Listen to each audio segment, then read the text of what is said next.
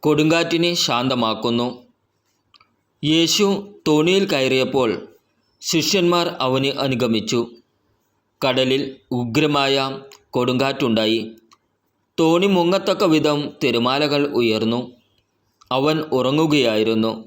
ശിഷ്യന്മാർ അടുത്തു ചെന്ന് അവനെ ഉണർത്തി അപേക്ഷിച്ചു, "കർത്താവേ, രക്ഷിക്കണമേ, ഞങ്ങൾ ഇതാ നശിക്കുന്നു." അവൻ പറഞ്ഞു, "അല്പവിശ്വാസികളെ, നിങ്ങളെന്തിനു ഭയപ്പെടുന്നു?"